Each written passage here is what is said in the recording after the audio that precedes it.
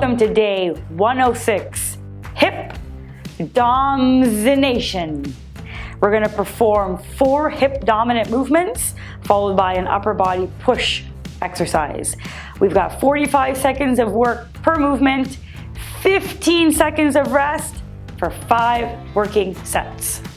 Movement 1 is a deadlift. We can either perform the deadlift from the top down position, or we can perform the deadlift from the floor to standing if we have an implement that is high enough for us to get down to that full range.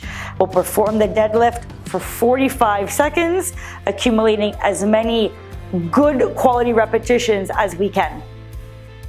Movement 2 is a single leg glute bridge, having our feet elevated. Now, if you find that you're unable to get to that full hip extension on a single leg, you can use the non-working leg to act as a kickstand to achieve full hip extension. We're gonna spend an entire set on one side of the body, 45 seconds, then we'll spend an entire set on the other side of the body for an additional 45 seconds.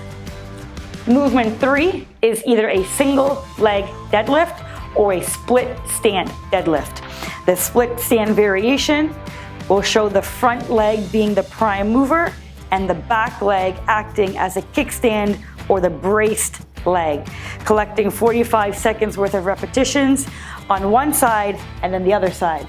Alternatively, we can do an entirely independent single leg deadlift by allowing the other leg that had acted as a kickstand to drive out behind the back of our body, ensuring that we keep our hips pointed down to the floor and our feet and toes pointed down towards the ground as well, or potentially even slightly internally rotated.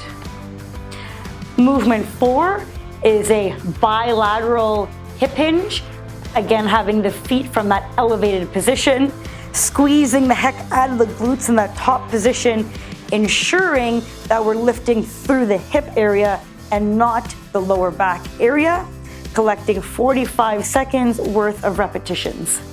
Our 5th and final movement is a non-competing exercise compared to all the other hip dominant movements, and it is a push-up or a lower body push exercise.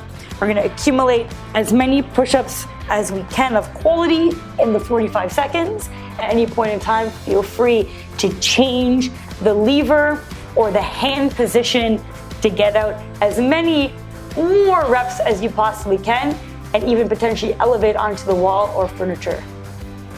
You've seen the movements, you've executed set 1, now we complete 4 more sets for a total of 5 working sets. If today's training protocol allowed your hips to feel DOMSinated, then give the video a thumbs up and subscribe to the channel.